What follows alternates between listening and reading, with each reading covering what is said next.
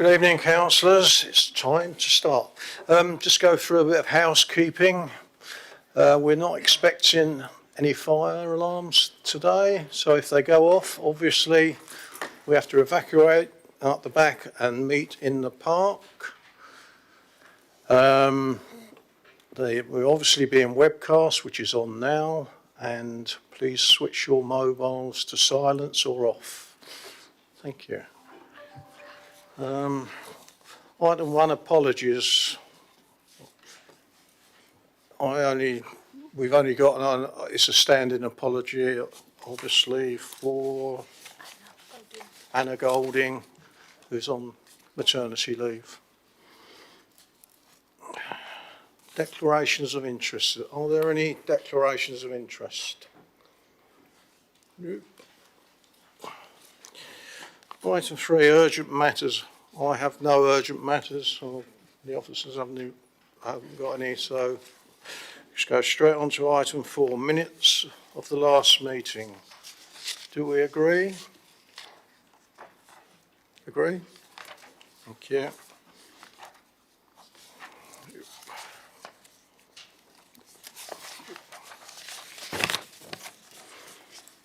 Right, item 5, annual review of housing allocation policy. I understand Councillor Carr, you'll be opening, and then Kate Randall will be following.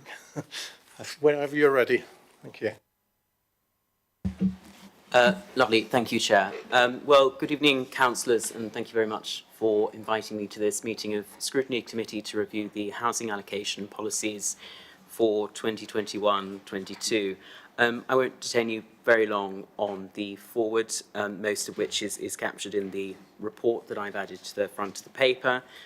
All I would broadly say is I think 2021-22 I think has been a successful year for the housing team. Speaking personally, having come onto this portfolio in May 22, I've been very impressed with the housing team and the housing and homelessness prevention offer we have in Basingstoke and Dean, and I think the figures presented in this report do bear out that hard work and that success. Some of the key points I think that are worth flagging are the lower waiting times for residents seeking a social home in this borough as compared to properties within the wider Hampshire Home Choice region. I very much welcome the high levels of lettings that have become available in the year 2021-22 and the delivery of high numbers of affordable housing in that same period, which exceeded our targets. Notably, however, we do have two key areas which are worth reflecting on. The first is our greatest area of need, which continues to be our single-person households, 60% of whom being under the age of 35. And of course, the largest gap in terms of ratio of supply versus demand applicants to vacancies remains that group of families seeking larger 4-bedroom and 5-bedroom homes. Though it's notable that in the period 21-22, more of those homes did become available.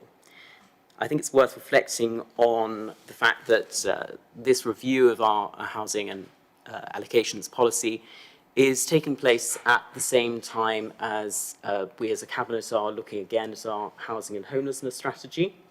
As you'll have seen from, I think, 2 consultation emails that have gone out to all councillors, we're currently in the mid-review of that strategy.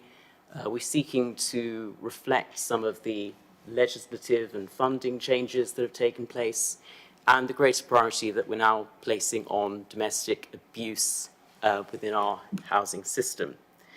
Of course, in that strategy review, we're also going to be looking at regeneration, not just regeneration of our estates, but also of May Place itself. So that's worth bearing in mind as something that will come forward to you.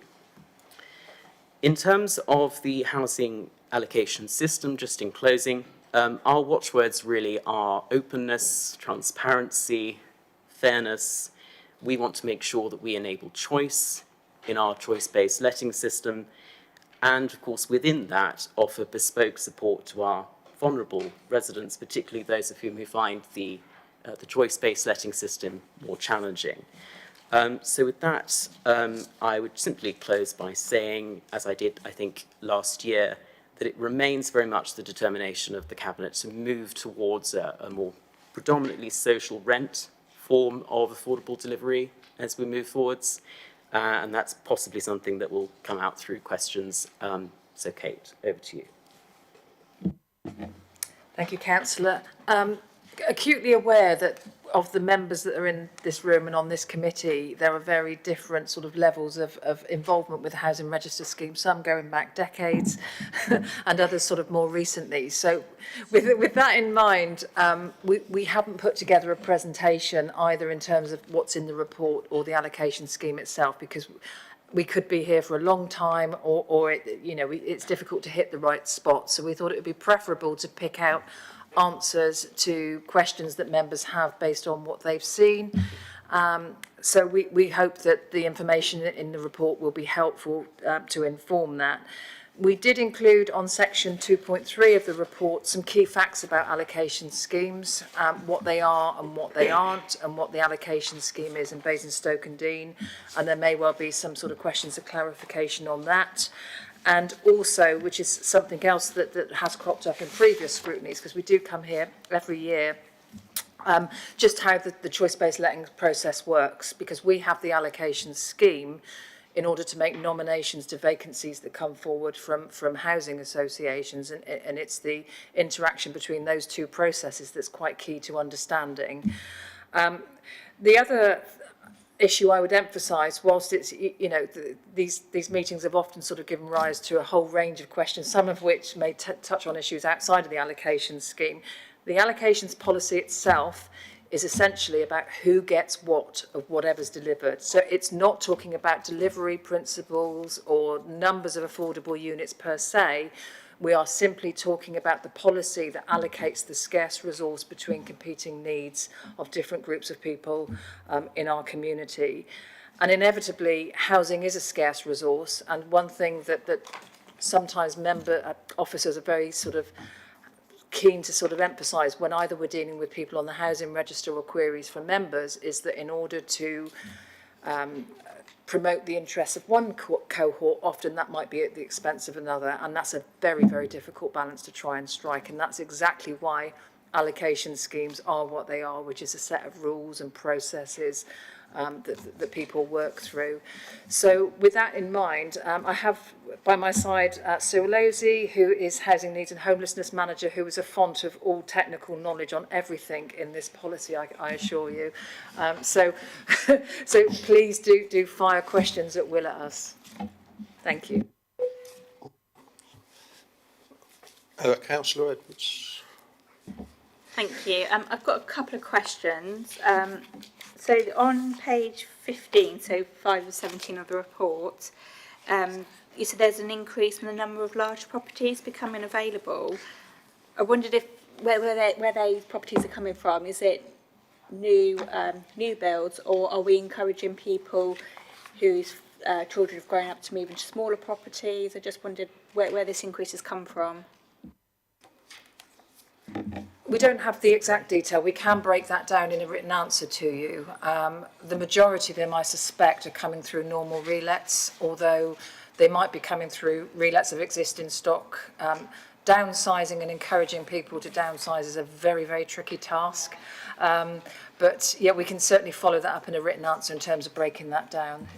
Yeah, I was just going to say that part of the scheme gives an overriding priority to existing tenants who are looking to downsize. So there is an incentive there, if you like. Lovely. And then I've got another two questions which link together. So you give the average times for up to band 2, but so say single male looking for a 1-bed flat in band 4, on average, how long would they have to wait? So the scheme's got 3 bands. Band 3 is a demoted band, and the reality is it's unlikely that somebody that's in band 3 would be successful with bids that they place, although sometimes in a rural parish that might make a difference.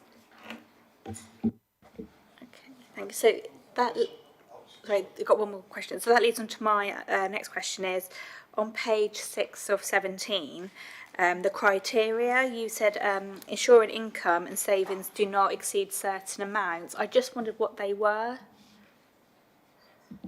So the income threshold is £50,000 for a household, and savings is £30,000. Okay.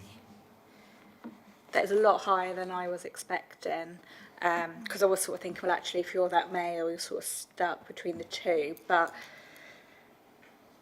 I suppose those levels, they would then be able to save up. I just sort of think, if you're on £25,000 and you're unlikely to get a property, 1-bed flat, it's really difficult, because that individual could then be given that opportunity, then save and buy, rather than be stuck in private renting. So I suppose it's means tested you go in. But my final question, sorry, is I've asked it before. So say you were given a property and then 2 years later you win the lottery and you're an overnight millionaire. Is there any plan for us to means test those people? Because obviously if they have come into a lot of money, they won't need that social housing. Well, housing associations will have a charitable status, but once somebody's got their security of that tenancy, they may then choose to go on and do something else and give up their tenancy, but There's no mechanism for them to move on. not for them to be. No. Okay.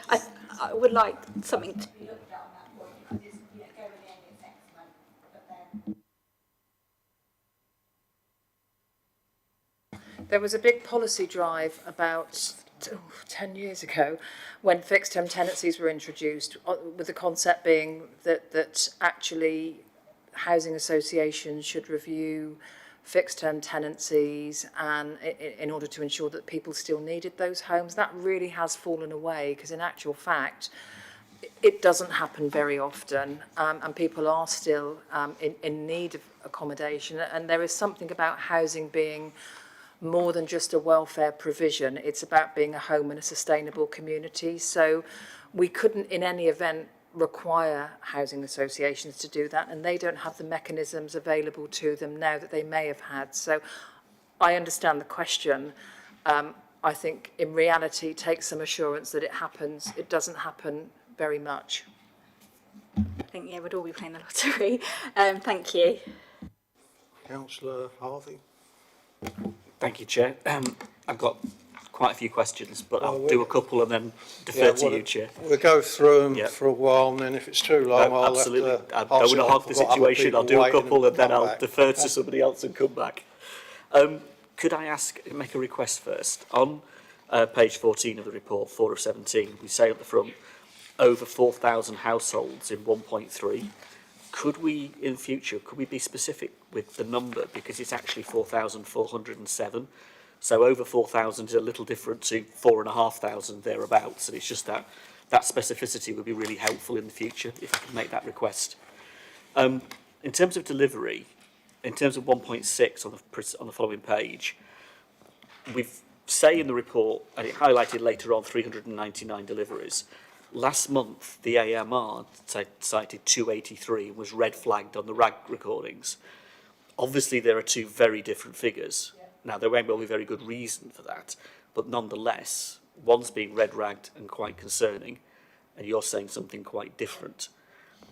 Could I? Yeah.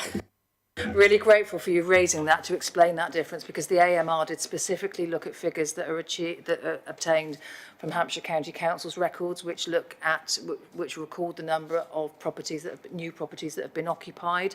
We are very clear in our strategy that we are monitoring the numbers of properties that are delivered and completed and handed over by registered providers. And that's very, very different figures. So our figure was 399, and last year we met the target of a minimum of 300.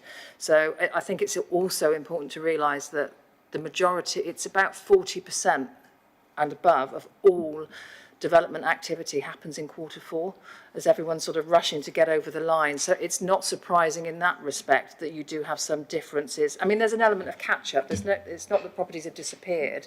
What might appear in our Q4 may appear in a Q1 in an AMR and so on and so forth. But inevitably, we're not at the point currently where we're forecasting not meeting that affordable housing target that's within the housing strategy. I think it's important that we capture, because obviously the AMR is saying one thing and you're saying another. Your information should be informing, I think, the AMR, not the other way around, actually, in that sense, because you have the better accurate figures. It is concerning because, obviously, in terms of delivery of affordable housing, that was red flagged. So that would come up on the performance indicators and needs to be reviewed. Second question relates to the document you said 2.3, that whole section there about in here, and it's perhaps something, I've got a few things I actually want to look at, and I'd like to suggest later that we might want to consider a task and finish panel that looked at some of these other areas in a bit more depth, working with you, is the idea of our social landlords having, in a sense, adopted their own allocations policies. And it would be worth, I think, having an examination of them, just looking at those policies to understand them better. And I think from our points of view, excluding applicants or rejecting nominations in that process, that's quite an important power, quite an important relationship. So it's something I'd like to explore with you, not necessarily here tonight in the short time we have available, but in more detail in future, Chair, to capture that point. Just to answer that point, Councillor Harvey, we've no objection at all if you wanted to invite the housing associations in to discuss in whatever forum you wish. Can I make the suggestion that we restrict ourselves to Sovereign and Vivid because there's over 24 housing RPs and 80% of them. So if we and I'm sure Sovereign and Vivid would be delighted to attend and sort of talk through some of the issues that they take into account when looking at nominations. Well, I'm thinking a task and finish panel for the very simple reason. Doing it in a committee format is one thing. Doing it in a task and finish panel where you could actually have an in-depth discussion with details would be worth looking at. And there's other things I'd like to pick up as well with other colleagues. Councillor Hart, on that issue, if you raise it at the end of the meeting, Very happy we'll to. put it forward as a recommendation.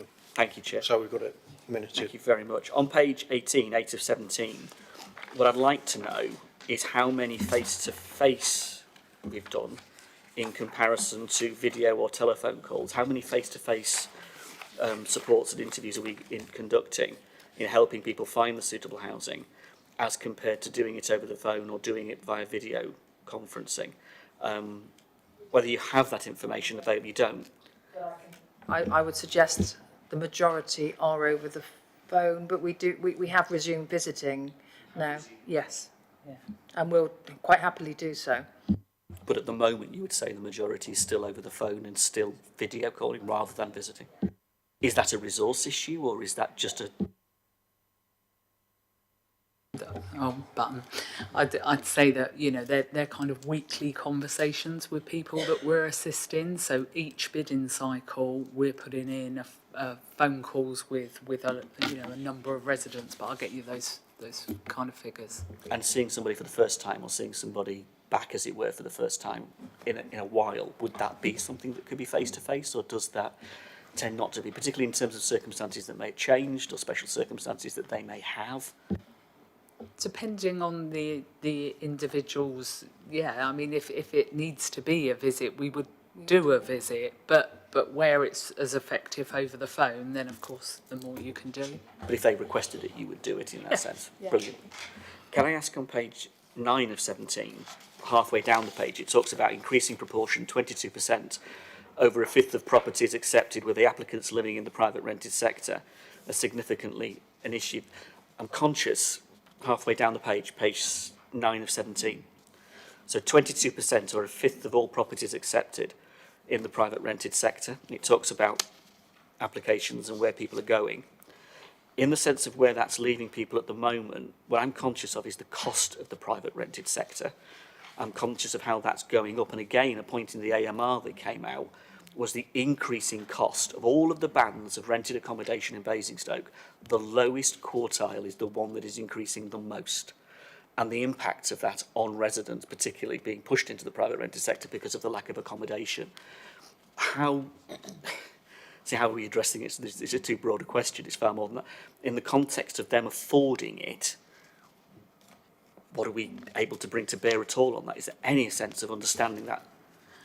Yeah, I think what this is saying is that we're increasing the number of the people that are in private rented accommodation because they are struggling to afford it. So more people are going onto the register because of the affordability reason. More people are being successful with the bids that they place, moving from private sector into RP accommodation. Because I'm conscious in terms of affording food banks, affording energy at the moment, that seems to be a really serious issue. The rent issue is something that's coming up consistently in casework, and the unaffordability of the rented accommodation and the lack of the ability to transition seems to be quite an important issue.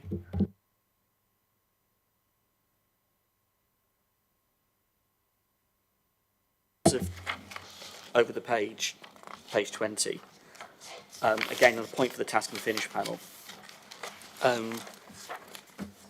I was surprised that only 10% of the stock that we seem to be getting at the moment has been socially rented, which was really surprising. Again, the AMR figures compared to what you're seeing now.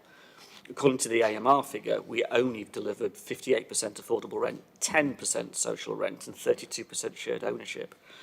So again, you're talking about this relationship between what you're doing on this side of things and the pressure, because we aren't delivering, or we're not seeing the actual delivery of socially rented accommodation.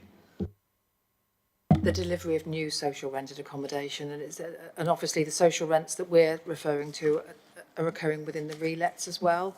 And that may well be, Councillor Carr's mentioned, a change to the housing strategy in relation to affordable rent delivery, and that may well come through the housing strategy review, which then will influence how we can respond to planning applications where affordable rents might be proposed. I think it's very much, I was at a meeting yesterday with Homes England, where very much the information that the driver down from DLUC down is to favour social rents. So I think that will sort of follow through.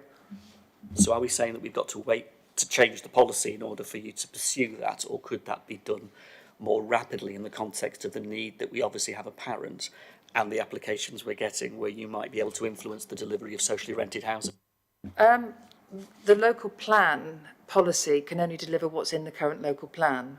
So, and there isn't any mention at the moment of a preference for social rent. And if we're sculpting our responses as a housing team, as a statutory consultee, we don't have any reference in the housing strategy either. That's why the proposal is there, that we can start to filter that through to say our preference is for social rented, and it's down to the sort of enabling role of how we work through that dialogue for any sort of proposed scheme.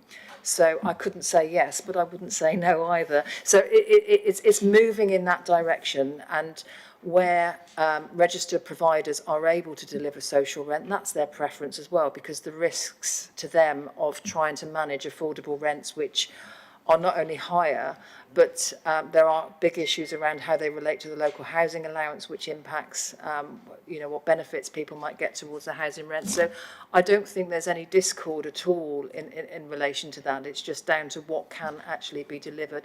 And there are lots of negotiations we have with RPs and with which would then go through to, I guess, developers in terms of what our preference would be to see, in terms of what's delivered on sites.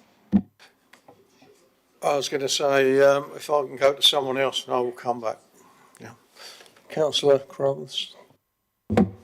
Thank you, Chair. Just a brief question from me, really. It's not necessarily on the report, but it's more around the allocations policy. I've worked with a few people in my ward recently who have been hosting people from Ukraine, and those people have reached their 6 months and they've been moving on. I just really wanted to know where those people sort of fit into our allocation scheme. Do they go straight into band 1? Does it depend on their individual situation? I'm certainly aware of people being rehoused within the borough. And also just to say that I've had some really positive feedback as well about your team, particularly regarding Louise and the work she's been doing with hosts and the guests. So just wanted to say that I've had some lovely things said to me about that. Thank you. We'll feed that back. In terms of households from the Ukraine, there are two different elements. One is for people who have entered the country under the sponsorship scheme, in which case they wouldn't necessarily be eligible to join the housing register until they've been here for 2 years. However, people who arrived under the family scheme and the family connection scheme in most cases would have a local connection because they're coming here to provide support. So in terms of whether or not they're eligible for the housing register, it depends on each case. The majority of households that have arrived are through the sponsorship scheme, and we are acutely aware of the pressures sort of coming up down the line as sponsorships might be sort of tested as time goes on.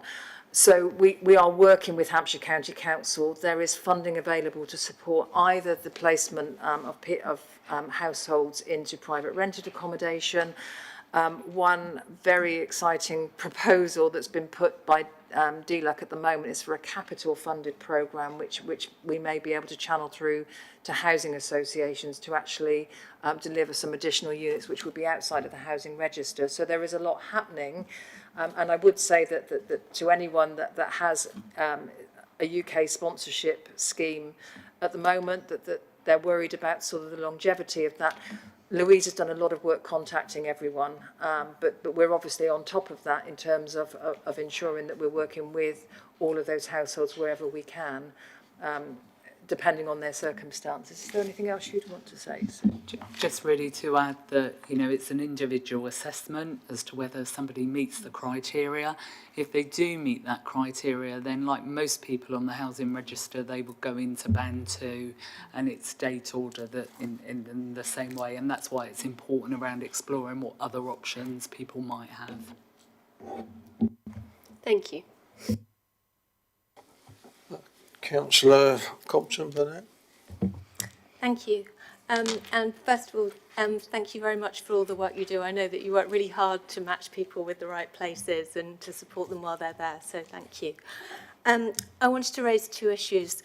The first is about the word suitable, because it comes up in here and says that it's the landlord that decides whether accommodation is suitable. And I think looking at some of the ways in which our residents are housed, I don't think that self-regulation is working, because when I visit a family and they've got 2 small children, they have to walk up 4 flights of stairs because the lift isn't working or because there wasn't a lift in the first place. They have to carry a buggy because there's no buggy parked downstairs and they're not allowed to leave their buggies downstairs because it's termed a fire risk. When there are no security catches on the windows, so in the height of our last summer, they had to keep the windows closed. To me, that's not suitable housing for a family. And it's not just one, it's again and again and again. So I think that I totally agree with Councillor Harvey that it would be very helpful to have a task and finish group to look at ways in which we can help residents to have more of the housing that they need. And I think within that, we should look at the definition of suitable and whether it can be something that Basingstoke and Dean defines, and then it'll be the same across the piece.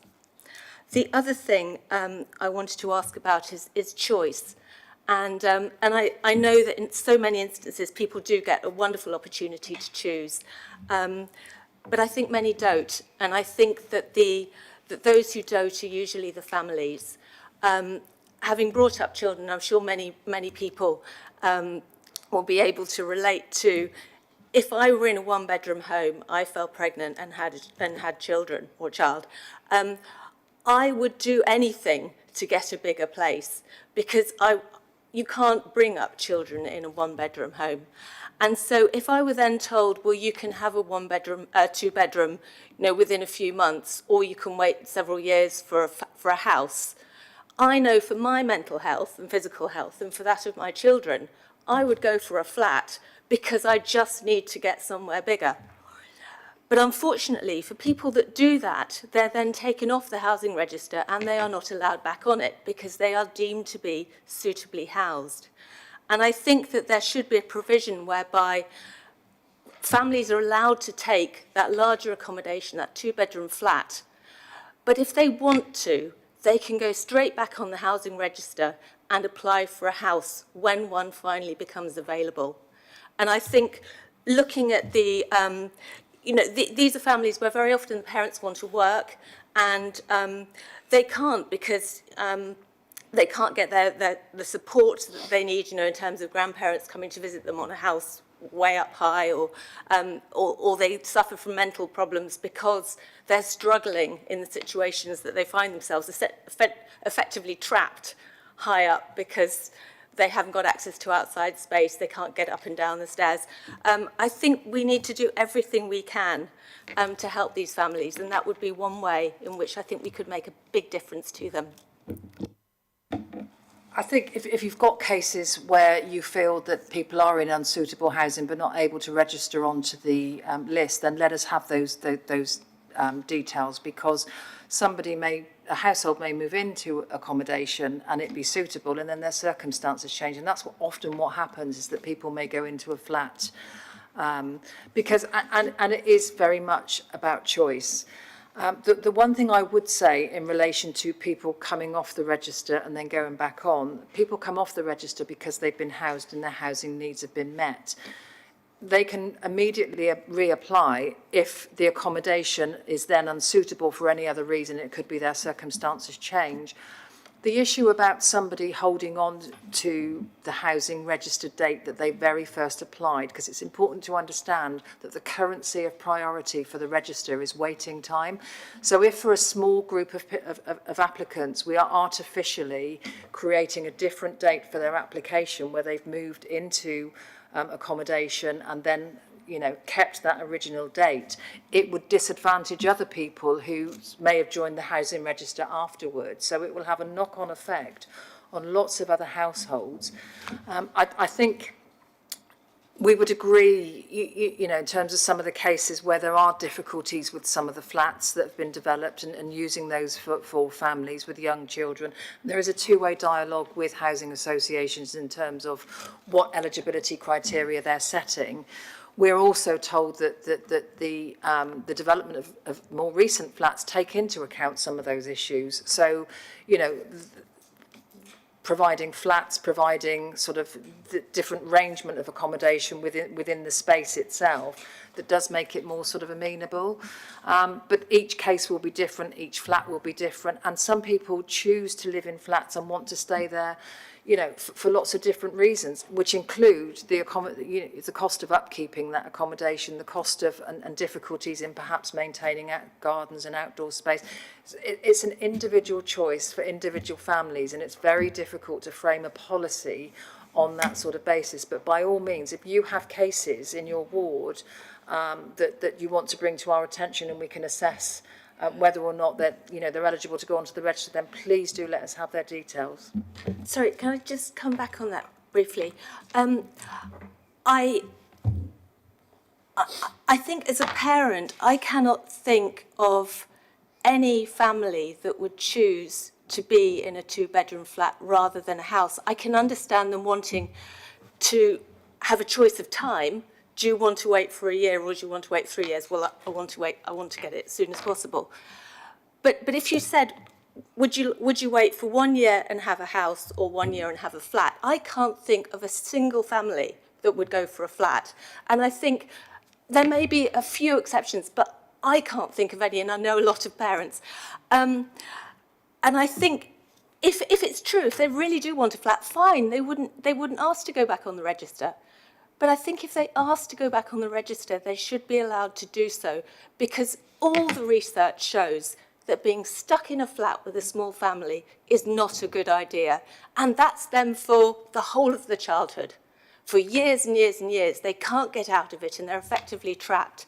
So I think because we've got this wonderful emphasis on choice, which is fantastic, we should give them a proper choice of accommodation, not just time. I think it's a very difficult issue, isn't it? Because if you're effectively giving one cohort of people choice and not others, there is something about sort of the equity there and the fairness of people being able to do that. And people can come back onto the register if that accommodation isn't suitable. And, we can't make assumptions about what people may choose to have unless they're actually telling us that that's the case. And so we're basing the evidence that we have on applications, the number of applications we receive and what people are telling us, rather than assumptions that we might personally make were we in that situation.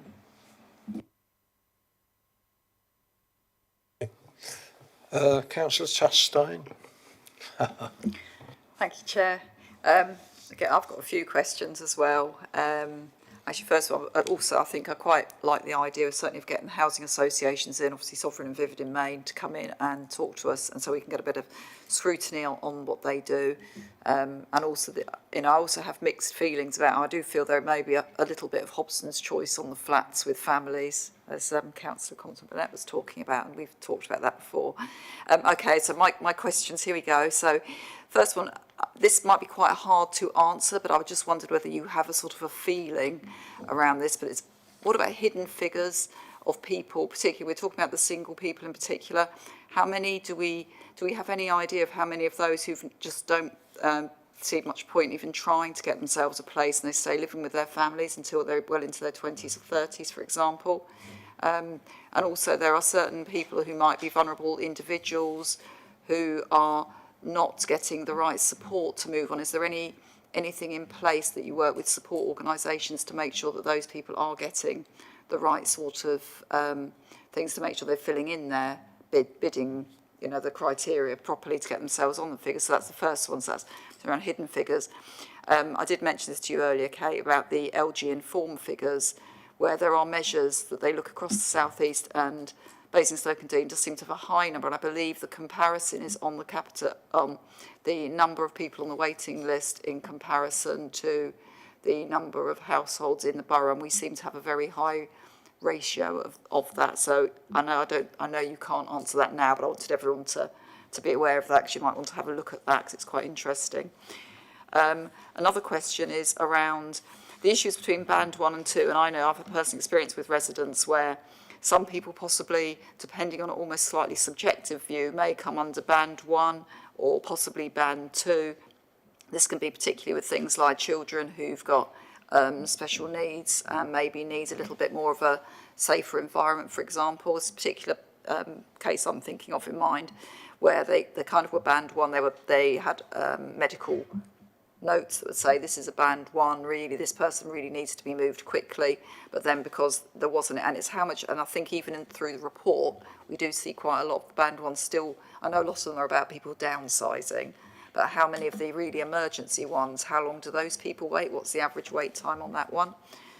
And there was, on page 35, 2.7, there's a question around you're not eligible if you have legal ownership.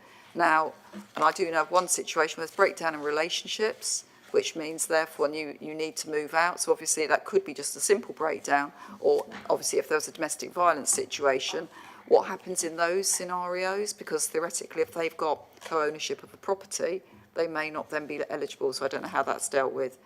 And then the last one was, I noticed on the local connection question, that seemed to be quite a tough criteria now. I think traditionally it used to be a lot more generous, where if you had family and things in an area, you could move. I don't know if that was something from quite a long time ago, but so what that now seems you have to have a really strong case to stay there. So if somebody wants to move, how do you deal with those sort of scenarios? And that's my lot. Thank you.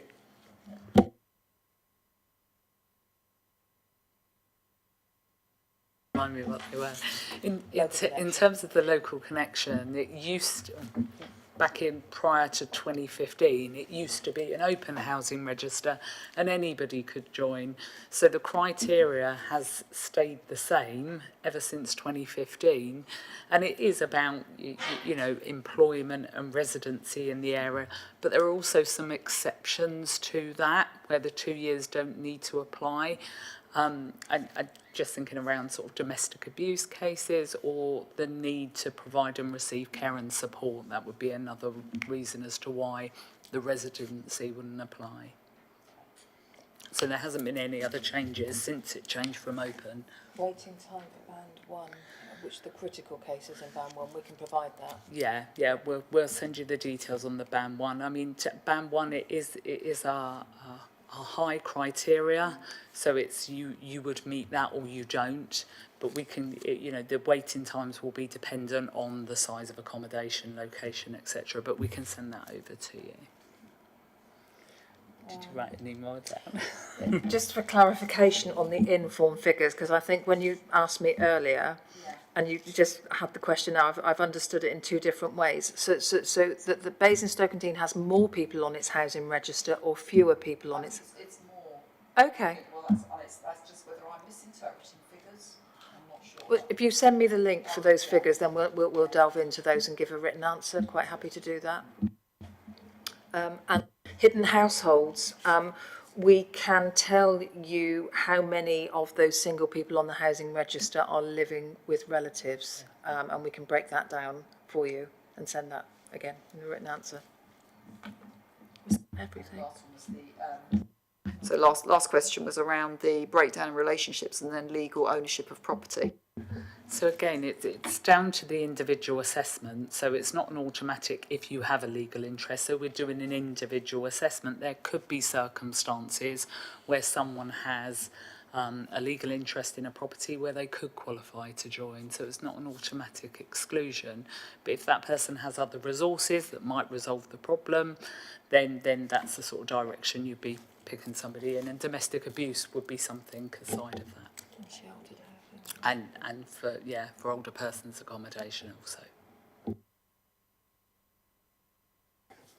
Councillor Harvey, and I've got Councillor Compton Burnett, and I may have a question depending what comes out. Thank you, Chair. Can I just pick up where colleagues have left off on the two-bedroom family issue in flats? I just think there is a really important connection to be made between what we're seeing in terms of casework and the pressure and the result. COVID obviously has uncovered a significant amount of issue in regard to flatted accommodation. But more than that, it was already there and it was a growing issue. So at the moment, and a good example of where we've got to, is that of all the affordable housing that was produced last year, 62% of it was flats. And in fact, the majority, in terms of the flatted accommodation, was two-bedroom flats. We're building two-bedroom flats to house families in. That's the context in which it's set.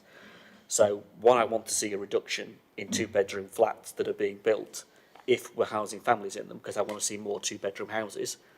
And if that's the reality of the policy and the result of the policy on one side impacting on the other, then that's a relevant connection to make. And we're seeing that, particularly in what is actually being delivered in terms of affordable housing. I was interested on the graph, actually, on page 25 of the report, because where it says at the bottom there 2 and 3 bedroom houses, there are no 3-bedroom flats. So the context is 47% of everything is 2-bed flats. Well, that's interesting because, again, the figures say something different in the other reports that we get from the council. So what you're seeing and what we're seeing in other reports in other parts of the council is very different. Well, the AMR again. So the AMR's reporting. So the two here are not marrying up. And so... They won't marry up because this report is looking at all of new relets, which includes relets within the existing stock, which is a substantial amount of the quantum. And the AMR is just simply talking about new delivery. I get that. Sorry, Phoebe, I totally get that. But my point is nonetheless that of the new stock that is being built, there are no 3-bed flats in that new stock. And more than that, the majority of the new stock in terms of 2 beds is 2-bed flats. And that's an issue. So the context of the 2-bedroom issue is there in lots of different ways. I think it's worthy of exploring. I really think delving into this and understanding this in a much better way. And actually, I'd like to see a recommendation that we don't, how we deal with the 2-bedroom issue is looked at in more depth, but also that families are allowed back on the register. And I know you say it's a choice, but it's also having an informed choice and it not being a Hobson's choice in a sense. And it is a difficult issue. I'm not saying it's one that's easy to deal with. I just think the principle of allowing families, particularly where they're forced into positions of having to get medical advice and support, which can be incredibly difficult at the moment, incredibly difficult, particularly for very young children that may not have diagnosis and so on. There's a whole variety of reasons that come up, and it comes back to individual cases, I know. But we're seeing case after case after case after case and so on, and it's really prevalent. And some of our newest stock is actually the stock that's causing the most issue. some of the newest housing that we've built without housing social landlords is the actual issue, the problem. So I do think it's something that's worthy of looking at, but I'd like to move a recommendation, if colleagues would support it, that we do allow families back on the register. Families can only go back on the register if they meet the eligibility criteria. I think that's the thing, that if families do meet the eligibility criteria, we will assess that. So I don't think you can give a carte blanche undertaking for every single family to be on the register if the accommodation that they're in it means that they're not in a housing need. So logistically that might not be feasible. I would want to give you some assurances as well around sort of the flatted developments, because there may, obviously, what comes off the development treadmill will only sort of be influenced relatively recently in some respects. But traditionally, the housing stock, 70% of the social housing stock is either bungalows or houses. So actually, where you may get a couple of years because of what's been delivered within that figure of only 300, it may not necessarily have that huge transformational effect because the majority of older stock was 3-bedroom houses. The other issue around sort of 2-bed flats over 2-bed houses is and allowing or not allowing people to bid is that one of the things that obviously drives the allocation policy is the objective of preventing homelessness. And we need to be very careful about what we do which prevents the aspirations and hopes of some people creating homelessness further down the line, whether that homelessness is for them or because other families haven't been able to sort of have that time on the housing register priority that they currently enjoy at the moment, that they then become homeless. So we just need to be very careful at looking that in the round. I think that's why it's worthy of having a much in-depth look, because you can't do it on the floor of the committee. This is where a task and finish panel comes in quite handy, because we can discuss it in detail and we can really get under the skin of it. I think the other aspect for me, though, if I looked on page 20, just related to what you were saying, is the final bullet point at the top there that says Band 1 priority is given to tenants wishing to move out of under-occupied accommodation. These account for 93% of applicants who are in the highest Band 1. So examining why there's that blockage, if you like, what is the issue that's preventing those people from moving on? Well, there's lots of different issues, but I just think there's layers to this where we could pick it up in a much more in-depth conversation with you to understand it, with our social landlords as well, because as colleagues have said, the suitability argument comes into this, and so does the criteria argument and the nominations element that they have control over. So just understanding that in more depth would be really, really helpful, I think. I think so. I think we do go to a lot of trouble every time we bring these reports back because we know that these issues have cropped up sort of perennially. So there is an element about there's not much more statistical stuff that we can deliver. It's all around sort of the discussion around the practical implications of that, but also relating that to the policy as well. And by all means, a task and finish, group exactly will help sort of investigate that. But I don't think we're saying anything that there's anything that we haven't said that is there to be said. So I think it's just around sort of being clear on what the purpose of that discussion might be. I just say to Councillor Harvey, so these issues you're raising at the moment, this is the idea of having a task and finish so we can feed it back in, because some of the stuff we're talking about is not really allocations, it's policy that should be going to another committee. So I think we can do quite a bit that way, because all the officers are following is actual policy. We may not like it, as you know, but we don't get a choice on that. But if we can take it forward in a works programme or something like that,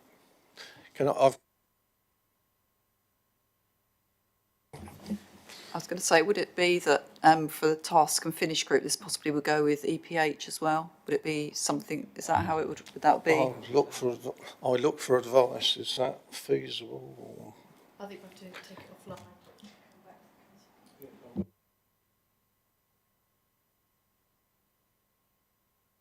Sorry. Thank you. Yes, I completely agree that the amount of and type of social housing that's coming forward it must be reviewed. I mean, if I look at the Winklebury Regeneration Project, we've got 52 two-bedroom flats planned. I would love to know who those two-bedroom flats will suit. because I don't think it's families. I can't think of anybody else who would particularly want them. So, and we've got, how many have we got? We've got about 56, about 58 one-bedroom flats. Well, if we've got so much need for the two-bedroom flats, then perhaps we should be shifting some of those two-bedroom flats into one-bedroom flats. The other thing I wanted to mention was about the addendum that came forward on the 1st of April about the regeneration decanting, because I've got a few unhappy residents in the Winkelbery Centre who are concerned that Vivid is encouraging them to leave, saying you've got to go as soon as possible. And then when they say, okay, we'll go on the housing register, Vivid says that they won't pay for their housing, their rehouse. Okay, you're saying that's fine. I'm really sorry if that's the impression that they're getting, because you know, there may be some tenants in those flats that might not be entitled to the home loss provisions because they're not assured tenants of Vivid. But you know, in terms of the Winkelbery residents in that particular centre, there are an inordinate amount of housing needs within that centre that can only really be addressed by alternative provisions. So I really don't understand where that's coming from, and if that is anxieties on part of residents, we're quite happy to go back to Vivid so they can talk to those residents. I mean, the number of flats that are coming down at Winkelbery Centre from those figures is more than actually would be rebuilt in its place, and obviously the Winkelbery proposals do also include some proposals for new 4-bed properties as well. So it's a potpourri of different proposals, isn't it? So there are a number of issues going on at Winkelbery. Yeah, I think the issue that the tenants were raising was that they were being encouraged to move, you know, and almost sort of slightly scared, because I can imagine, you know, we don't know when the regeneration is going to happen, so you need to sort yourselves out, so you need to move and all the rest of it, as opposed to just giving them the information and also, you know, feeling that they're being walked through and supported. And so it's really just, can we make sure that where residents do have to move, that we really do hold them by the hand and help them, because it must be incredibly hard. Absolutely. I'm really sorry if that's the sort of impression that they're left with, because actually what Vivid want to do and what we want to do is to resolve the housing issues of those tenants in the Winkelbery Centre, because they are the most, you know, desolate of everyone in that ward, because it is the Winkelbery Centre, and that's the whole purpose behind the sort of housing-led regeneration there. So if you've got names and addresses, come back to us, or we can organise something specific for tenants to sort of drop in. We'll certainly pick that point up. Can I don't mean to be rude, but can I just say, you're right in what you're asking, but it's the wrong place, really. You need to talk to the officers outside. If I'm honest with you, I could raise a couple of issues in my own ward and we'd be here all night. I don't blame you for doing it, because I'd try it. But really, we need to keep it focused on the allocations at the moment. And if you're getting problems, I know they will look into it for you, as they've said. Sorry, Councillor Mullaney. Thank you. Thank you, officers, for your report. So I got 3 questions. The first one is, eventually, do we have any impact on our housing register with channel crossing migrants? That's my first question. And then number 2 is, with the current scenario, assuming that we won't be having any more new entries, how long is it going to take to clear the entire 4,400 backlog? And third question is, you know, in my post bag, I regularly get complaints from my residents about this housing association. They're not, you know, they're not meeting their requirements, or they're not responding to in time for the repairs and all these jobs. So I often go to the resident, this housing association, and I'm at their mercy of the managers to respond back to me. Do we have any escalation or intervention channel through the council? That's it. Thank you, Chair. Thank you. Should I take those in turn? In terms of channel small boat crossings and asylum seekers, no impact on the housing register at all, because that's a Home Office operation that's outside of the housing register, and those asylum seekers wouldn't be eligible for assistance, eligible to go onto the housing register. So that has absolutely no impact. In terms of clearing backlog, I think it's important to be realistic, that for every person that gets rehoused, there will be a newly arising need somewhere further down the line. So I would be very surprised if any housing officer in a local authority could predict a scenario whereby you would have no housing register and no housing need in your area. I'm sure it would be very nice to be in that position, but because of newly arising need and increasing numbers of households, you're unlikely to sort of penetrate those sorts of numbers. And in terms of escalation, we're not a regulator for housing associations, so we have no powers apart from our enforcement powers when disrepair is an issue. But we obviously do have relations at quite a high level and throughout sort of organisations. So we do offer to members, if you have queries or you know you're getting blocks, then come through to us and we will escalate through our channels. And the housing ombudsman is there and an option for people to pursue if they want to go through complaints channels as well, and we're quite happy to give advice about doing that. Right, so I think that's all the... Good, Chair. My final 2 points. They are very relevant. So on page 262, it talks about the decant policy in relation to regeneration, just picking up where colleagues have been going on that. I think that's another one to have a look at in terms of the actual decant policy and how it's implemented, so we get a better understanding of that. And secondly, I'm conscious of the register point because, you know, how we do the register review, and as I understand it, the register review is almost going to become annual in the sense of reviewing it, and over 2,000 people falling off the register or no longer being on the register in terms of the overall numbers.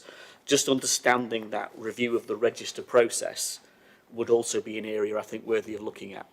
So there's a few things there that would be informative for the task and finish panel, I think, to pick up and run with. We have a decant policy in our allocations addendum which gives priority to ensure that people move. Obviously, the housing associations have their home loss entitlement policies.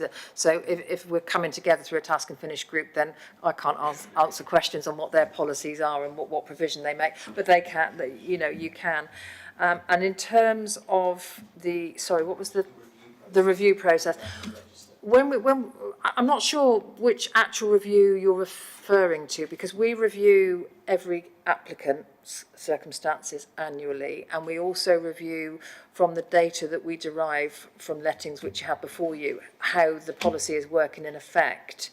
So we don't have a wholesale review of the entire register, which then lobs off about 2,000 people, which I think is what you're referring to. That may have happened when we've had a big wholesale review, but those numbers do then settle and come back onto the register, and that's why we're at the level that we're at now compared to when we had higher numbers, which was a lot of those were people who weren't in need and had no sort of indication that they wanted to move.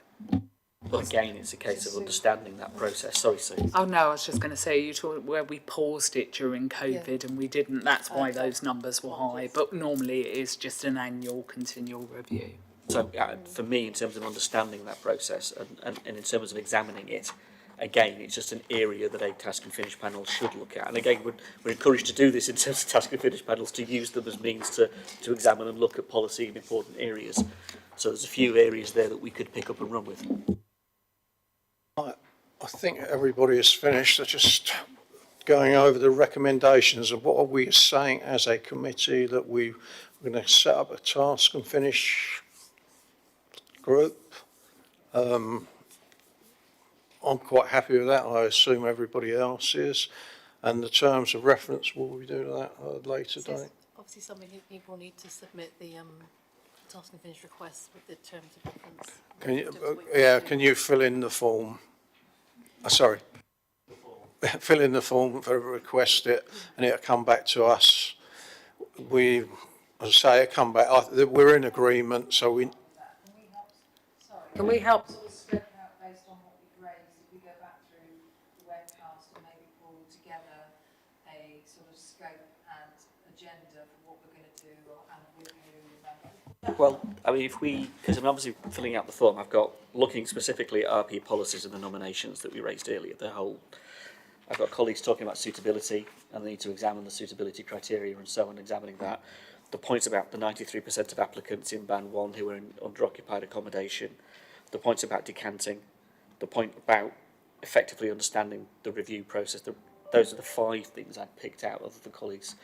But in terms of filling out the form, are we saying that we would fill the form out, it would have to come back to committee to be approved to go forward, or are we saying we approve it now, it's just a matter of paperwork that needs to be done? So it wasn't quite fill out the form, it was agree the terms of reference.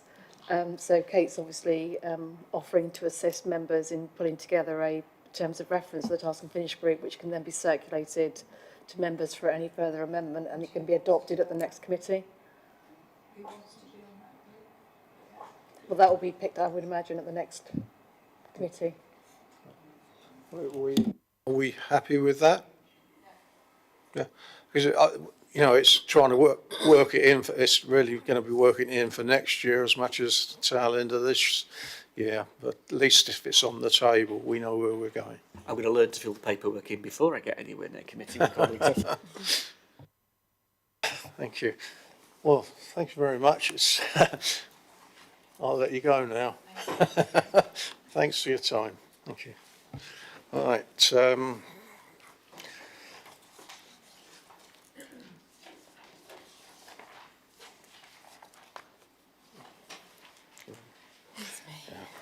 I'm just getting my breath. Right.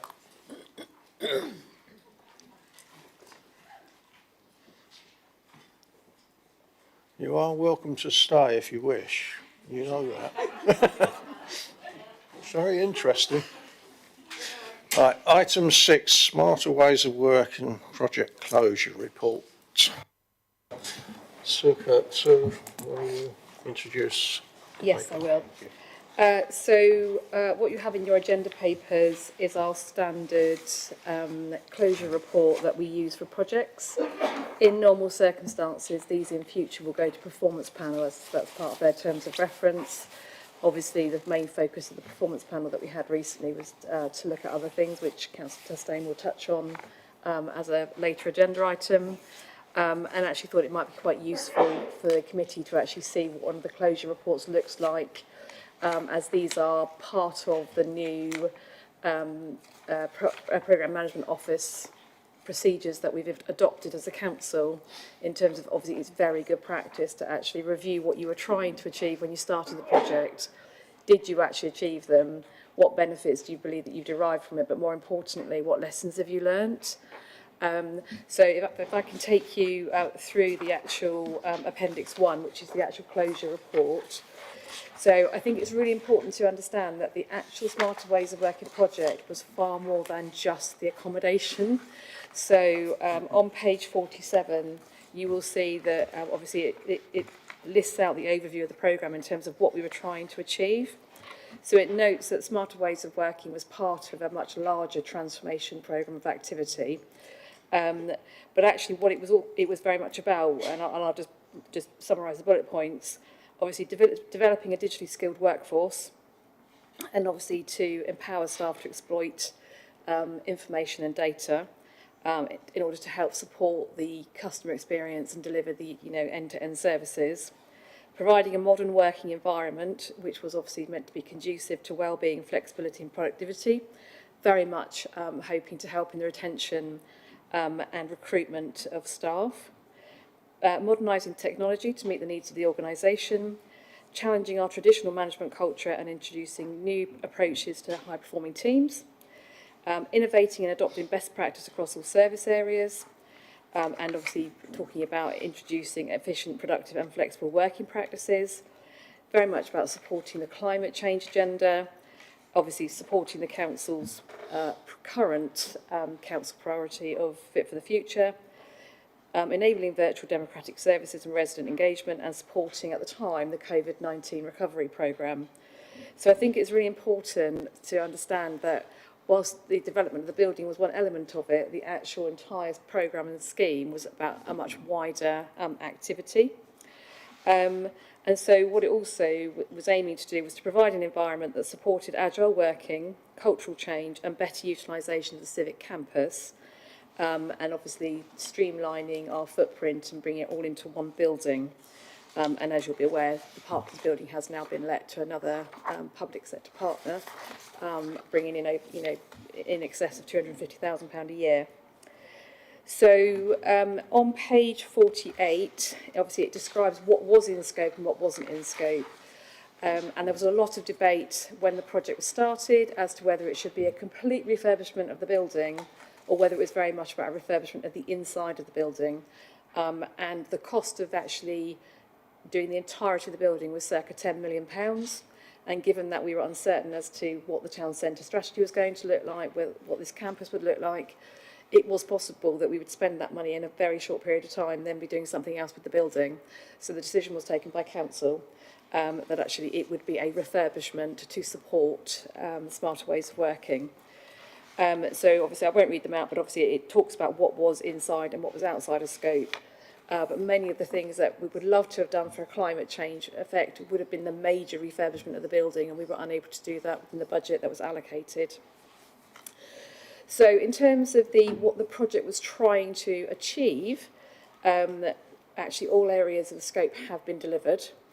And as part of the ongoing activity, whilst it was originally outside of scope, and there's an area of land outside of the old canteen which will be developed, and money has been put aside for that in terms of providing an outdoor space for both officers and members, so that you can work, have meetings there, etc. But it's also about well-being, and it was very much something that came through the staff survey in terms of we would like an outdoor space. Obviously could go to the park, clearly, but obviously this just allows for that sort of greater well-being element. So page 49 then takes each of those key objectives and says what the objective was and what the outcome was and whether we feel it was achieved. So again, if you look down it's not completely focused on did we put in new desks and new computers and things like that. It was very much about did we manage to rationalise the campus? Yes, we did. Did that reduce our carbon footprint? Yes, it did. Did it actually generate an income stream to the council? Yes, it did. So from our point of view, in terms of what we were trying to achieve from that objective, that was achieved. In terms of flexibility, working at the most effective time in the effective location, we'll come on to members' views, but in terms of staffing, we've actually, pretty much, when the report was originally written, 97% of staff had signed their new contracts, and the residual ones have now been resolved. And so, we do have, clearly we've introduced our flexible working, and in terms of recruitment retention, that has been incredibly important. In terms of new staff, particularly coming into the organisation and looking for that hybrid working situation. Obviously, we've had to introduce, in terms of it's an output-based environment rather than being able to see somebody sat at a desk and saying, therefore, they must be working effectively. So we've obviously had to look at our management programmes, and we've implemented that.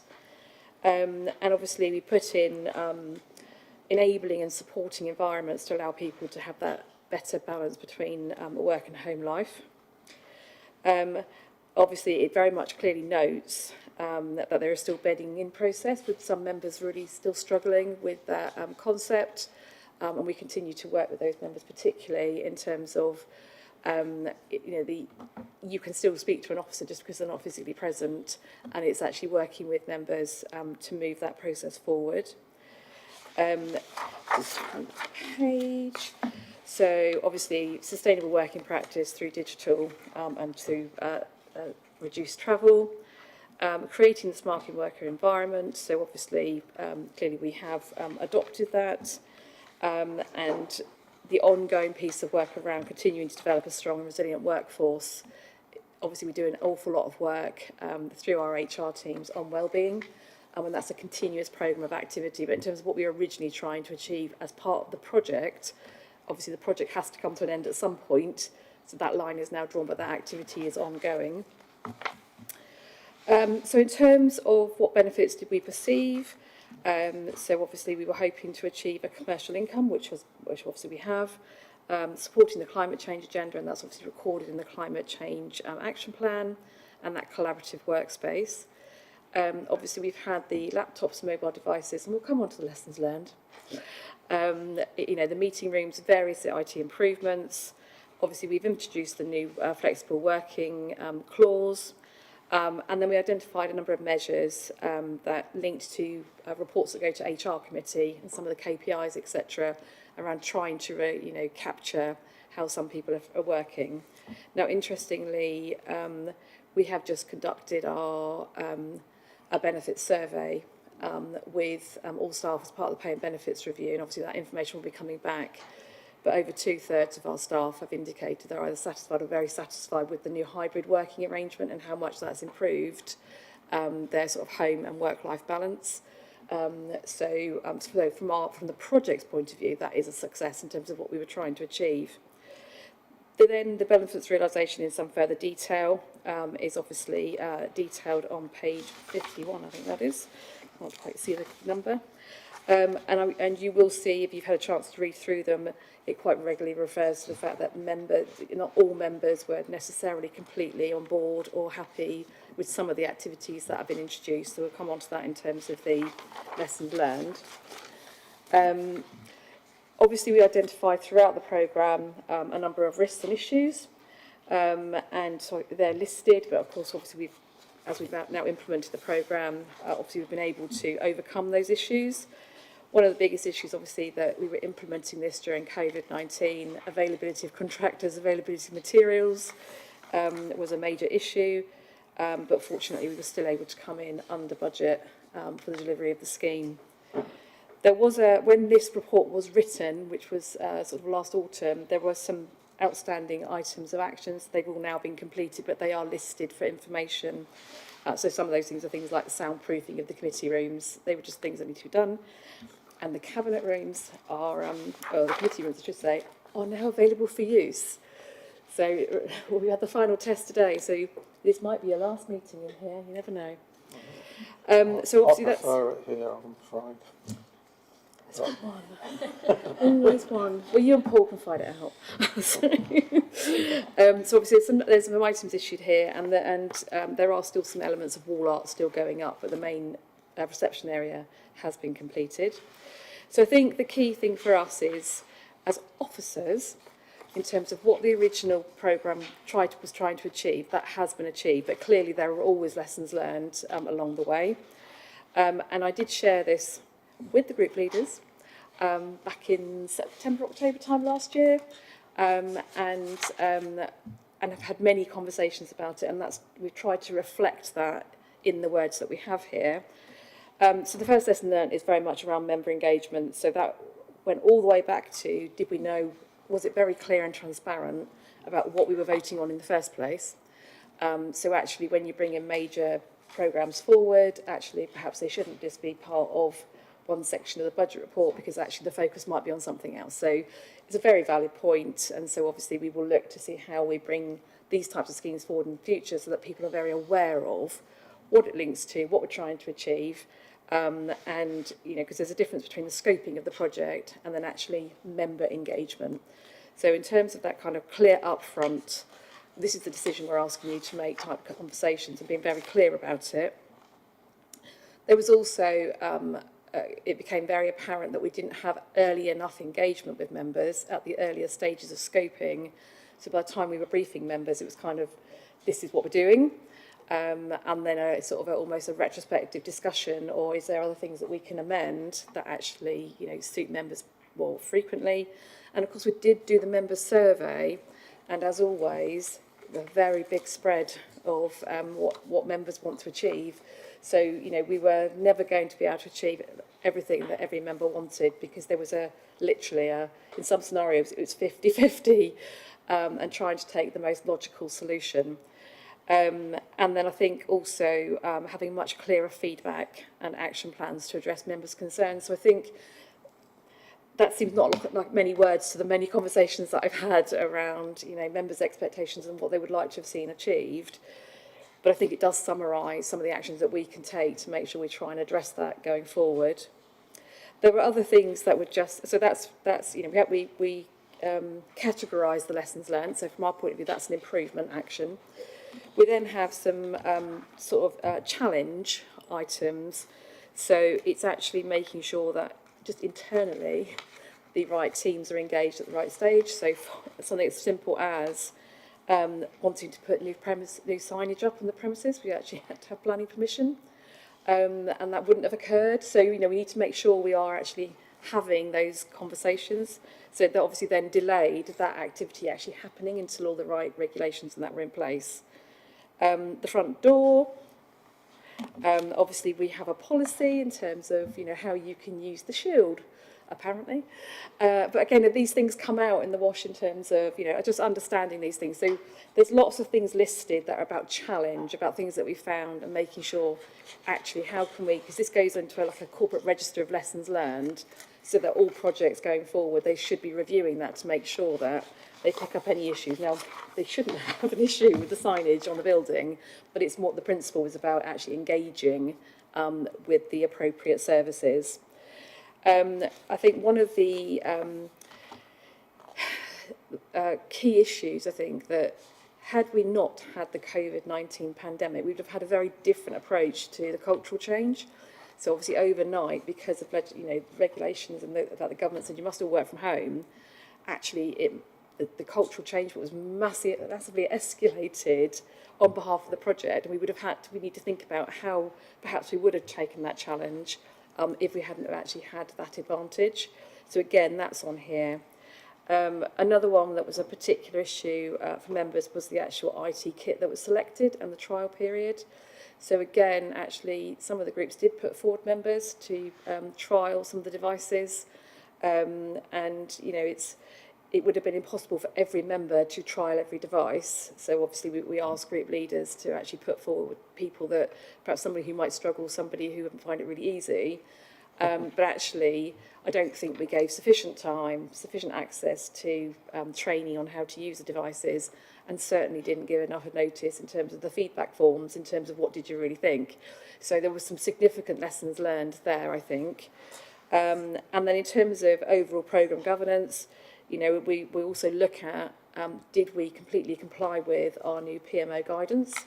And, there were a few bits in there that actually, when we reviewed the project, actually we didn't. So again, it's lessons learned about how good governance taking projects forward. And then in terms of, and then there's some more improvement ones in terms of understanding how we could better use change champions. And perhaps on our change champions, we should have had members. We had a lot of officer change champions, but not many member change champions.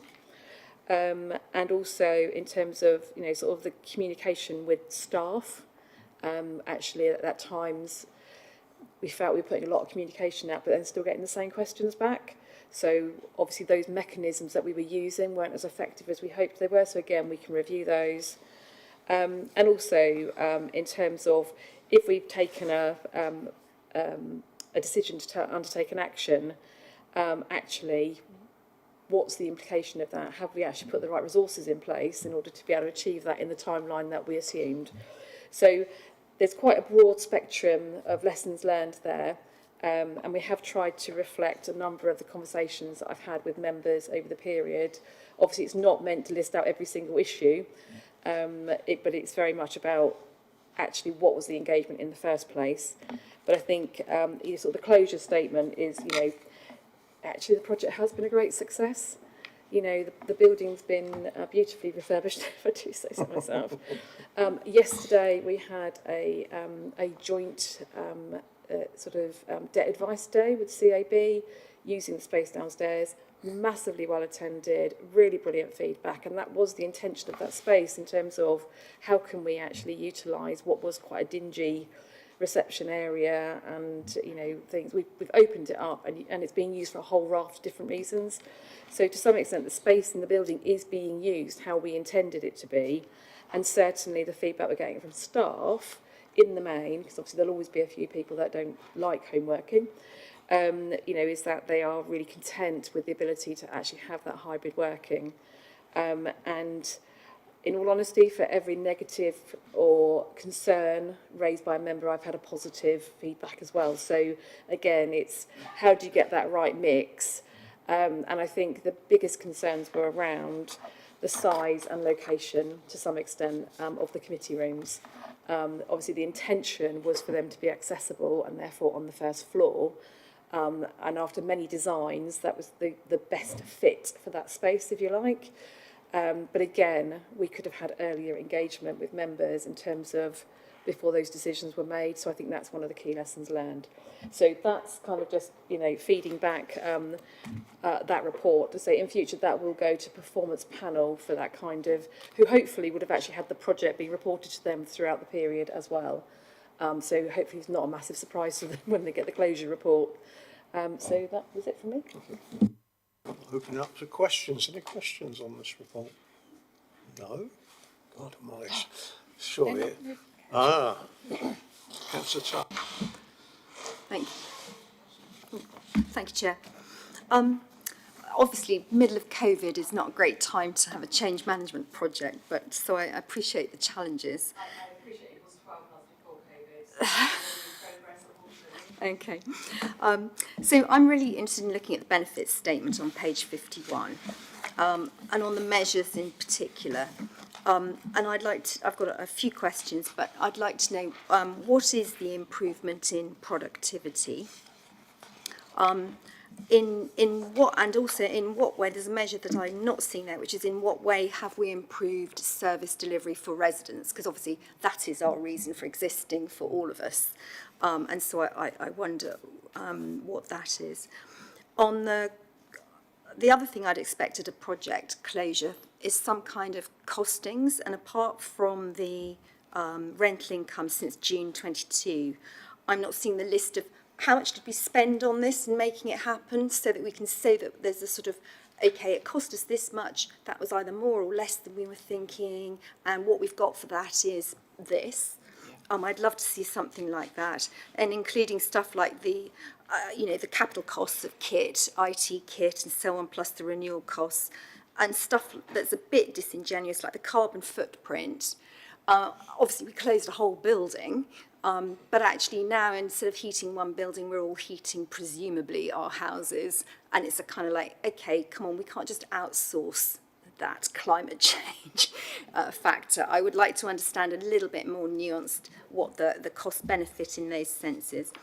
And then the other thing I came across was I think there's a staff survey done for the whole scheme, and I think it was during COVID.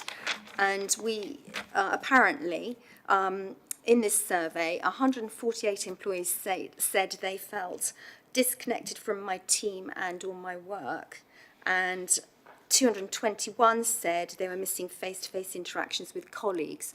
I'm guessing that timing was during COVID because of the other questions that were put in there. What has your measure been since to understand, are those symptoms of the project or were they symptoms of COVID? And how are you measuring those? Thank you. So in terms of residents, there's a completely separate piece of work going on at the moment in terms of customer contact with the authority. But one of the things that was a result of COVID, not necessarily the driver from the Smarter Ways of Working project, was that obviously residents had to contact us in a different way. And whilst obviously we have open reception and we clearly have people coming into reception, we haven't seen a massive channel shift from people actually being very positive about the fact that actually they quite like a virtual meeting. It suits them around their working practices. We still have customers obviously who want to come in and talk to somebody, which you ask the same question, housing this evening. So from a customer point of view, actually it has enabled a number, whilst I appreciate there are those that are elderly who find it difficult to have a virtual meeting, etc., we have a significant proportion of our residents, which is demonstrated in the resident survey that was done obviously in the autumn, about the digital connectivity and use of services. So whilst clearly one of the objectives of the project wasn't about residents' service, it was about how can we provide the service through the technology and enable technology in order to actually improve the customer experience.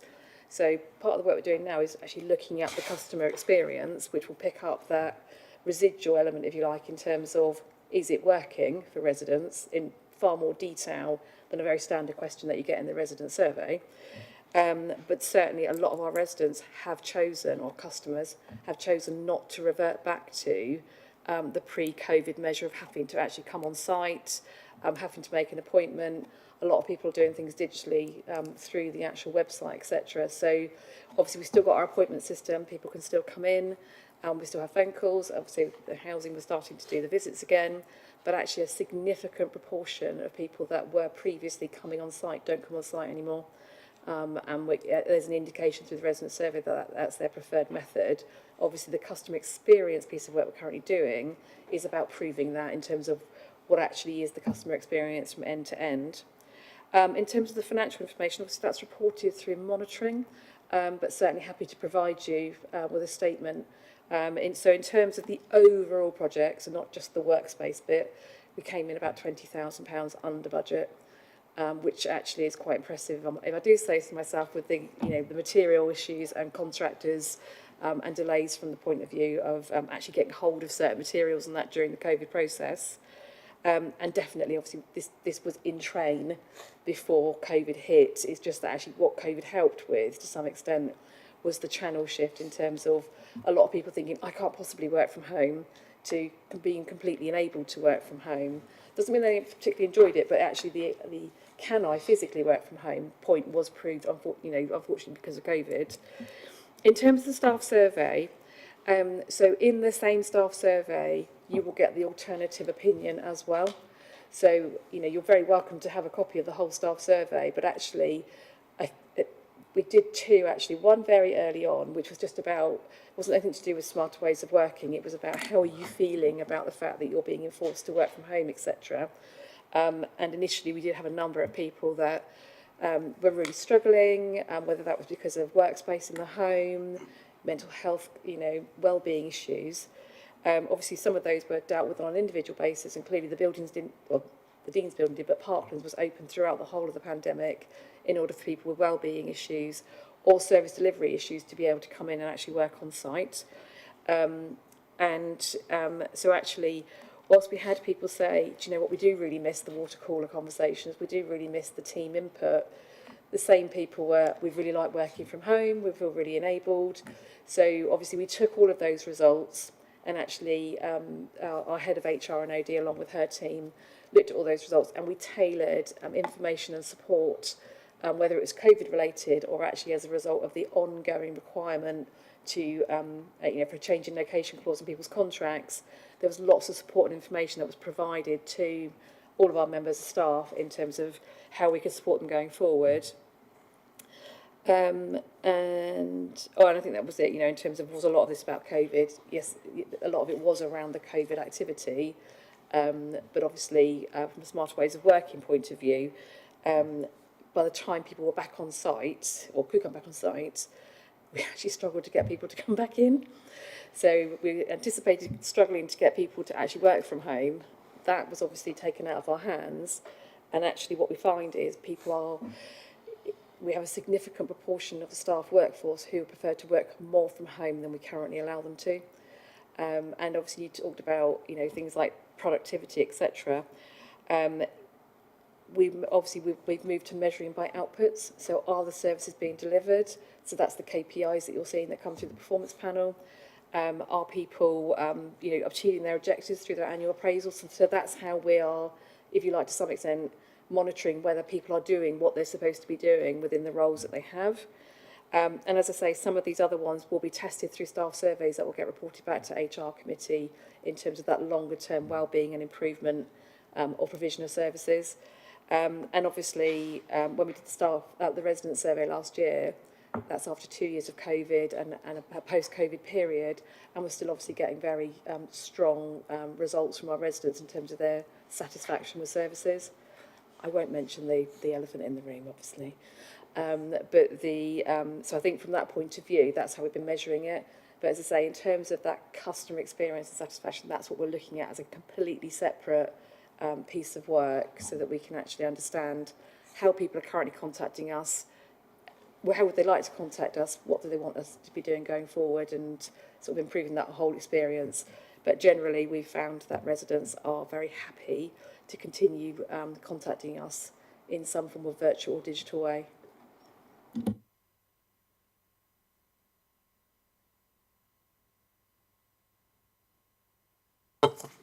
Always one. There's one. Well, yeah, it's heating costs, but it's saying that the staff find it good from working at home. But after this winter with the extra heating costs, have we put anything in place for those people? Especially the staff not earning, not the top staff. I'm talking about the lower paid staff who are working from home. You've got the heating on all day, whereas when you're going out to work, you can turn it down, children are at school or wherever. I think it's something that should be looked at. I don't know whether you've looked at it, that's one issue. And from a councillor's point of view, it would be nice to be able to phone someone up and find out whether they're actually working. And they are not, because I prefer phoning and you suddenly get cut off sometimes. I don't know whether that is me as an individual or it's just, but as councillors, it is funny in one way, but we're here to do a job also. So we need to be fed into this system. Yeah. Other than that, I think actually the system isn't that bad, but it needs, but it, as, I'm trying to be nice, but it needs more feedback from the councillors because it's not as straightforward as maybe you work in the building all the time. Not many councillors come in now. I do quite often, just to upset a few people. but the idea is we need more feedback as councillors, not cabinet members, but as councillors that we're elected. And when you do get hold of officers, we get what we know what we're doing. They're very good to us. But if you can't, I find it frustrating. So we need some system to know when people are actually in work or out of work. Now, whether you can do that, whether it's too much, I don't know.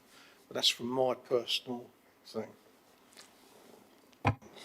So in terms of the expenses, obviously we have guided staff to the money they can claim back from HMRC in terms of those activities. We're unable to pay specific expenses because actually they would have to provide a number of different evidence-based, and it would be incredibly difficult for us to administer. And so that decision was taken by the head of paid service in conjunction with Unison and the head of the head of HR. Obviously, I'm sure you're aware of the fact that all staff below chief officer received a £300 cost of living payment in January. Hopefully, you're aware of that. So a cost of living payment was made to all staff of £300 in January, but not the chief officers. And the reason and the sum of money determined was a standard sum of money to all staff, but recognising that lower paid staff, it would be worth more to them than it is, if you like, to higher paid staff. And obviously we continue to monitor that position, and very clearly, if we have members of staff who feel that they're unable to afford to run the heating at home, clearly they can come on site 100%. So we're not saying they cannot come into the office. So again, that's down to individual team managers to work with their staff to understand what that is, and it's on an individual basis. So there's nothing stopping people from coming on site and having to work if they need to. In terms of IT, what was that question? Which question on IT? Well, IT at all. I'm phoning. Oh, sorry. No, it was IT. It is I IT. I stayed away from IT because I knew I'd get shot down. No, it is our IT team that pick up the phone. So one of the things we've recently looked at is two things. One is we had a member that came and said, someone phoned me. I thought it might be important, but I had no idea who it was. So because they were really conscientious, they phoned around everyone they thought might have wanted to phone them. And clearly that's not a good use of member time. So what we've been looking into is, and it's still under review, in terms of when we phone out of the authority, is there a protocol in terms of if you're an officer, please leave a message so that they know who's phoned, because at the moment you just get the standard Basingstoke and Dean number. So we're looking at GDPR implications around is it possible for certain types of calls to leave the extension number or not. But in any event, if you're contacting the authority, every single phone will either link through to a proper voicemail or to a team voicemail, so that if you don't get hold of somebody, at least you can leave a message and someone will come back to you.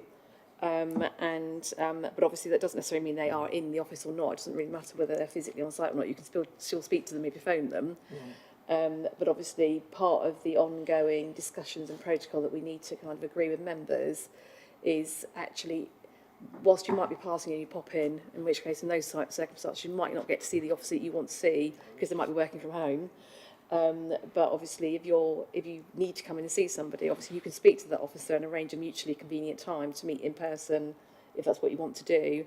And I think you raised a really important point. We have a number of members who absolutely prefer to contact officers virtually, and prefer to actually have non-committee meetings, but they prefer to have virtual meetings or hybrid meetings because they're able to actually accommodate them better within their working day. So again, it's important that we offer that suite of availability to try and accommodate all member requirements rather than all one or all of another.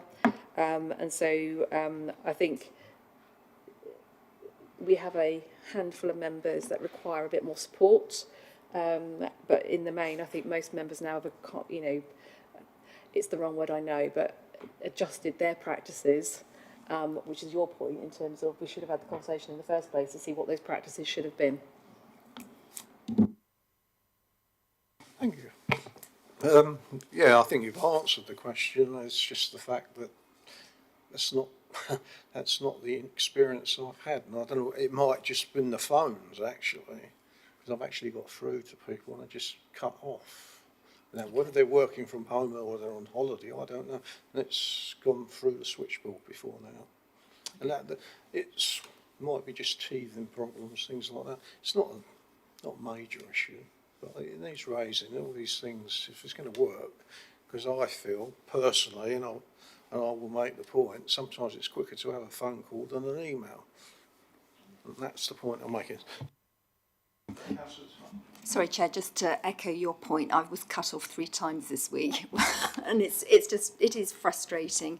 And it was just as my little heart hoped I was being picked up, and then the line had cut off and go dead, and I kept at it, but it does happen, I'm afraid.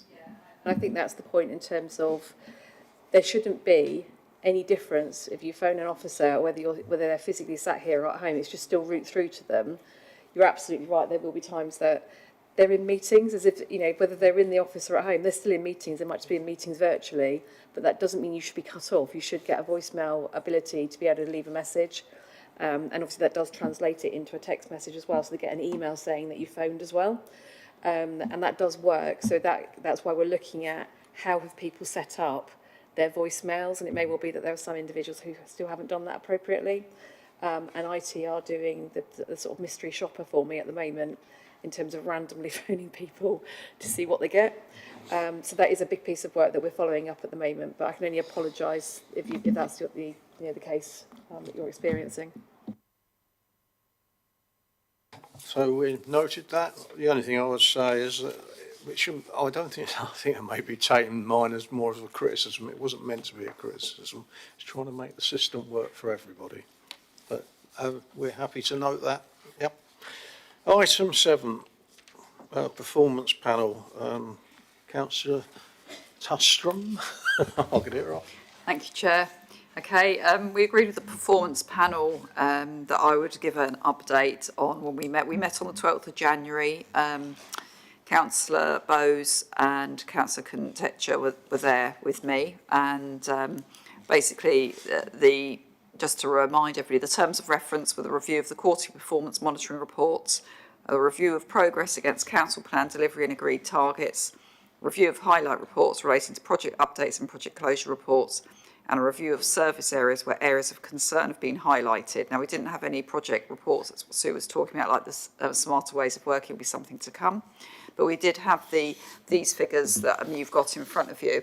So, excuse me. So what we did was basically we focused really on the ones that are non-green status, and the general consensus from the meeting, it was pretty much a kick-off meeting of the panel, and we were taking into consideration that performance measures at this point of the municipal year were not going to be changed. Obviously, we've discussed them several times in scrutiny, so much as we might like to see certain things changed, etc., we had to accept that's the fact where we are in the year, and it is what it is.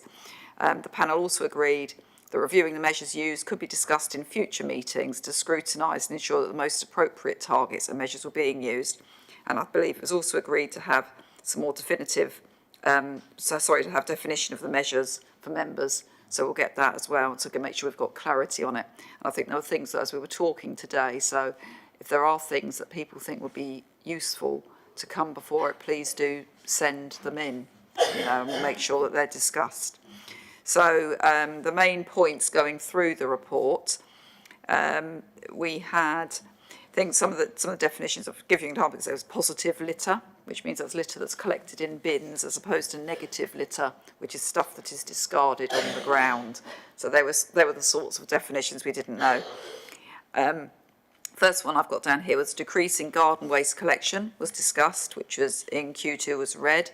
This was attributed to the temporary suspension of the service in Q4 and new subscribers not being able to join between October and April. Excuse me. It's anticipated there'll be a big pickup in the spring and residents tend to sign up.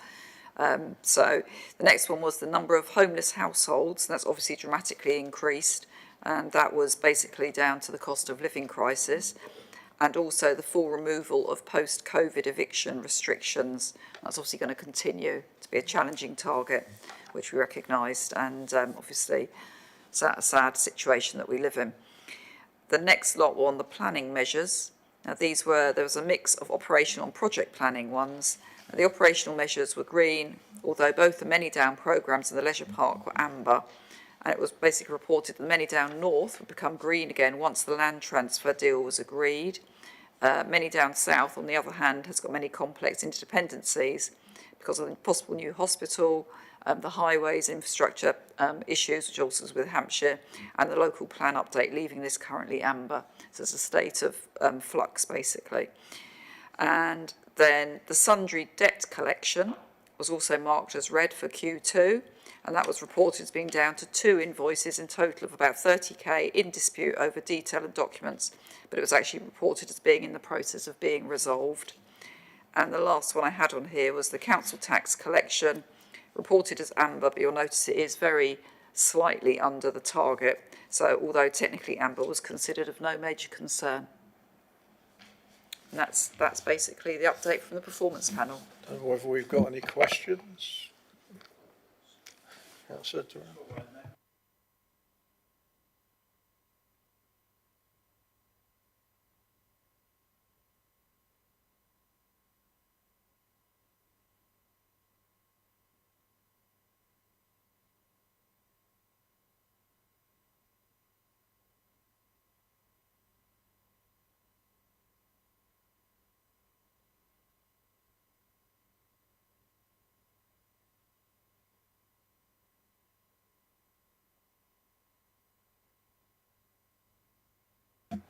I'll have to go back and ask Ruth on that. Yeah. I think, yeah.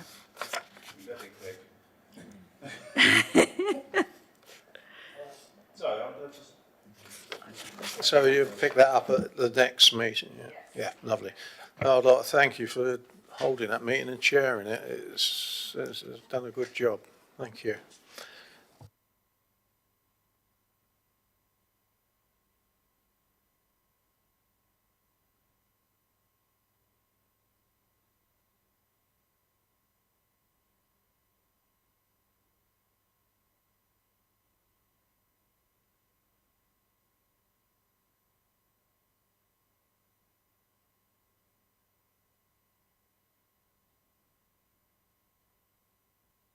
There's an issue, if you remember rightly, with the stagecoach. We invited them in, if they would come in at this meeting.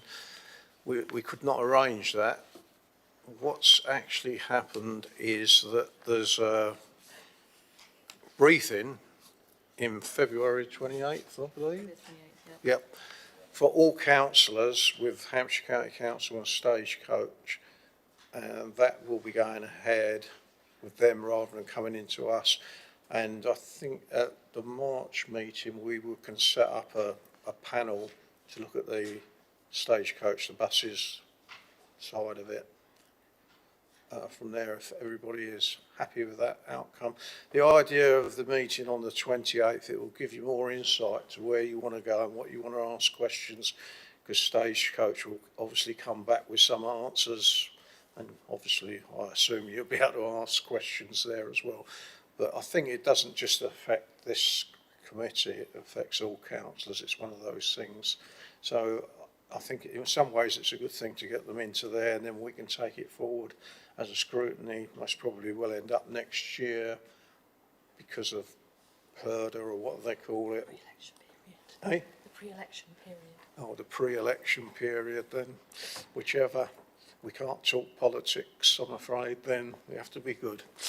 But are you all happy? Yes, good.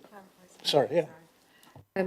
So I think that the clarification is there is a meeting for all members, and obviously Scrutiny have suggested that they would like to speak directly to Stagecoach at some point. And it's just clarifying that members are happy to attend the meeting that's already in place on the 28th of February if they can. And then obviously you have two choices then. You could invite them to come in March and have a more discussion with them, or actually probably, as suggested by the chair, is that you can go along to the 28th of February, come back and discuss as a committee what you want the terms of reference to be for that task and finish group, and as part of that process invite Stagecoach in when you've thought about what it is that you want to talk to them about. Right, that, I'm afraid, is the end of the meeting. Thank you very much.